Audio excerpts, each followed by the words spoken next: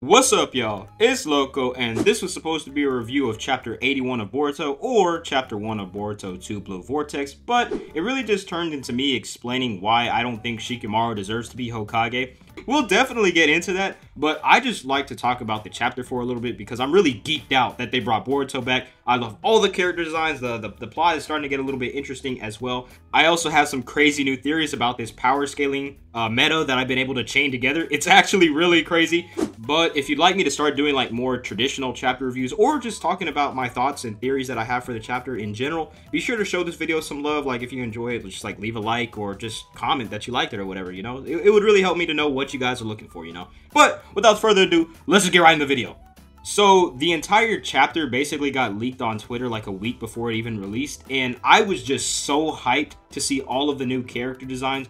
Boruto looking crazy out here. He's looking like a prep school student, but he has like Sasuke's cloak and his sword and his headband, of course. So it's just like he looks really well dressed, but he's also ready to throw down. I don't know. He looks like one of those private school kids that I don't know that just be getting into fights. Also, Kawaki didn't really change that much, but I appreciate that they actually made an effort to make him look cooler. Same thing with Mitsuki. That's what I've been seeing on Twitter. Everyone has been going crazy about Mitsuki's new character design. The long hair really suits him. The only thing that I'm kind of like weirded out by is the fact that he's still like hating on Boruto, because if you don't remember, obviously Boruto's and Kawaki's roles switch. Now Boruto is like the outsider that tried to kill the Hokage and his son, right? So that's what everybody thinks. And now, like 3 years later, Mitsuki is still hating on Boruto. He's like, yeah, I want to fucking kill him. Next time Boruto comes around here, I'm gonna murk him. Like, bro, like, it's been 3 years. Like, come on now. You can't still be like,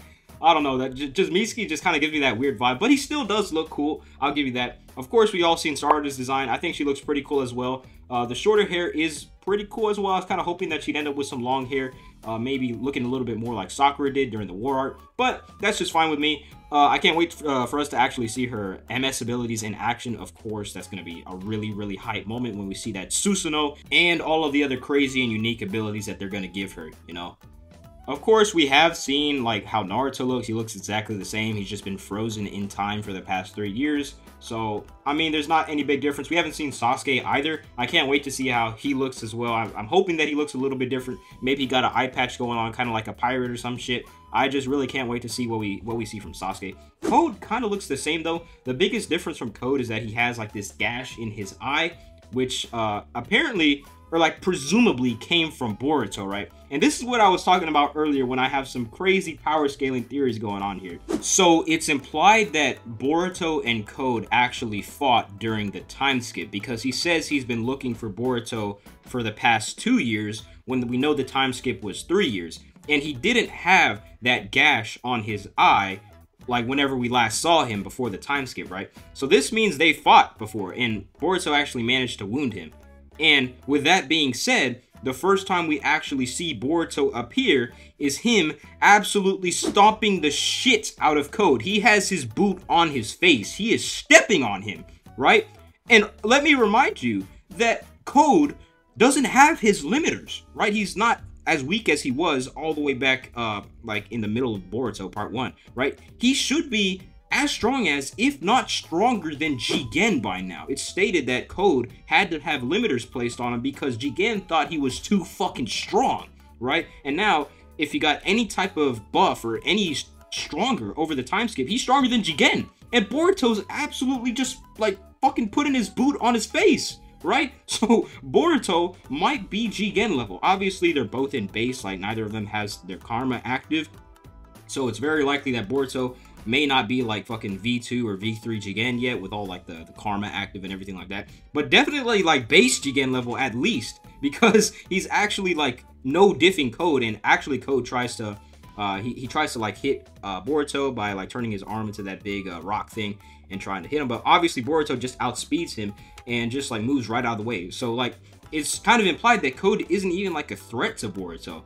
A Jigen level opponent isn't a threat to Boruto. So honestly, Boruto might be fucking soloing Shippuden now, right? Because we know Jigen, even in base, was kind of fucking up Naruto. Whenever like Jigen first showed up in Naruto's house, right? He was kind of like kicking Naruto away pretty easily. So that's kind of insane that Boruto just might honestly scale above the likes of fucking, obviously, Jubidara, Kaguya, everything like that. Now it's like very concrete that he's above all of those past Shippuden characters, Hagoromo, fucking Toneri, obviously. Any of those people, Boruto is now above them, going based off this chain of scaling that we got going.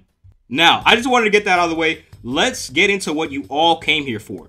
Shikamaru does not deserve to be Hokage, right? That is in my honest opinion. When I was first reading the chapter, when I saw the leaks on Twitter, I was like, what the fuck? Why is Shikamaru Hokage? Like, the biggest problem that I have with Shikamaru being Hokage is that the Hokage are supposed to be strong, right? Shikamaru, in my mind, is weak as fuck. He's not strong. He's honestly the weakest Hokage we've seen up until this point, unless you really want to get edgy with the scaling, right? So, let me provide a few of Shikamaru's feats. Like, honestly, in part 1 and in Shippuden, he doesn't do anything too crazy. He kind of has a few anti-feats, like fucking Ginkaku and Shminkaku are able to break out of his shadow paralysis. He is able to outsmart like Hidan and Kakazu, obviously, but his most impressive feat that we've seen up until this point is restraining all of the Go Kage with his shadow paralysis. Like, all 5 Kage were restrained, and the aides that they're helpers, you know? So, that's probably the biggest thing we've seen him do. He threatened to kill the Mizukage and the Tsuchikage. It's implied that he could have done it really easily, but the thing is, Naruto and Gaara were not affected by that shit. They broke out of it very easily. Like, Naruto just flexed and it was gone. It kind of gives me the vibes of, like, whenever Orochimaru brought back Hashirama and Tobirama with Edo Tensei in the war arc, they were like, yeah, this shit will not hold me. They just flexed off like the control, and Orochimaru was like, yeah, Tobirama, I might be able to control him, but not Hashirama, right? It gives me the same type of vibes. Like, Shikamaru could not hold down Naruto, or even like Gaara. Gaara isn't even a Jinchuriki anymore, right? Now, depending on how strong you think the other Kage are, like, some people tend to think they're like fucking weaker than the old Gen 5 Kage, the ones that fought Madara. Some people think that they're Otsutsuki level since they're able to break off parts of the Divine Tree and kind of bully Kinshiki as a group, you know, not individually. But it's up to your own interpretation. I remember hearing that it's possible that the Kage, like, let themselves be captured by Shikamaru just so they wouldn't hurt his feelings or something. I don't know if that's actually true, but I remember hearing that not too long ago. Whenever I was researching this video, someone told me, like, yeah, didn't they just, like, let themselves be captured? You know, and this kind of is backed up by obviously Naruto and Gaara just easily flexing out of that shit. I don't know if this is actually true, but that's something to keep in mind because it's really funny. Also, it's pretty cool that he was able to restrain, like, Momoshiki and Kinshiki, but let me be clear that Momoshiki was not fazed by that shit. He was like, oh, what's this black shit that's curling around my leg, right? Kinshiki was actually stopped, right? He caught Kinshiki with shadow paralysis, but Momoshiki was not fazed by that shit, right? He absorbed it and broke himself out of it immediately after that. Also, I have seen, like, feats where he was able to, like, dodge a kick from Delta, but it's unclear if Delta was really trying at this point when she was, like, kind of reprogrammed to not be a fucking murderous robot anymore. So, I don't know if Shikamaru is actually that strong, especially if you strip away, like, the feats from the novels. If you say that the Kage were just trying to be nice and not hurt his feelings and they didn't feel like breaking out, that's when you can say that Shikamaru is actually pretty weak. Honestly, I think the only Hokage he could beat is maybe fucking Tsunade because he was able to hold down Kinshiki. But other than that, like, I really don't see Shikamaru as being that strong. Like, the whole point of the Hokage is to protect the village, right? The Hokage isn't a king. They're not like a president or anything. They are a military general. The Daimyo is the one that is like the king and president or the leader of the land. The Hokage is nothing more than a military general that commands the armed forces of the nation, right? And when your Hokage or Kage in general is weak, your nation is weak. That's like the head of your fucking village, right? And when Shikamaru is like the second weakest Hokage, that's not a good look for him, right? So, honestly, I don't think that Shikamaru could beat that many other Kages in a 1v1, except for maybe like Mei. Like, unless you want to get really edgy with the scaling and say that Delta was absolutely going full power, when she tried to kick him, and he actually did blitz all of the Kage, including Naruto and Gaara, then sure, I guess Shikamaru is really fucking strong. He might be beating some crazy people like Hashirama, I don't know. But, like, if you want to be, like, actually level-headed and shit, then you know that Shikamaru isn't very strong in general, right? So that's why I don't think that he's very strong. He scales below most of the other Kage, not even just the Hokage, right? Like he's just, I don't see him as being that strong. He's clearly the weakest out of the new gen Boruto Kage. Obviously, Gaara isn't gonna get caught in his shadow paralysis jutsu. He get absolutely fucking cooked by Gaara. Darui is pretty cracked as well, since he was able to fucking basically push back and make Momoshiki run away from him. Also, Kurochuchi and Chodoro, like I said before, they have some crazy feats like busting up the roots of the Divine Tree and restraining Kinshiki. So honestly, I think he's the weakest out of the new gen Kage as well. Even though he was able to like catch him in Shadow Paralysis, I don't really think that means that much. He's the weakest of the Kage at this point in time. To add on to this, Shikamaru never really aspired to be Hokage. From the very beginning, he was always just kind of a lazy fuck until Asuma died, basically. He really didn't do much after Asuma died in the third war. In the fourth war, he didn't do that much. Like I said, he kind of fought Kinkaku and Ginkaku for a little bit and some other Edo Tensei, but he didn't do that much. And he always was just kind of like this lazy dude that really didn't want to do anything, or just he didn't have any aspirations or goals to be Hokage. It was never foreshadowed or anything like that.